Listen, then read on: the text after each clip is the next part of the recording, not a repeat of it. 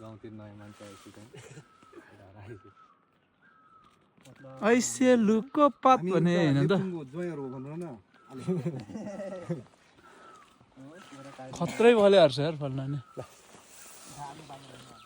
धन्यवाद धन्यवाद दिदी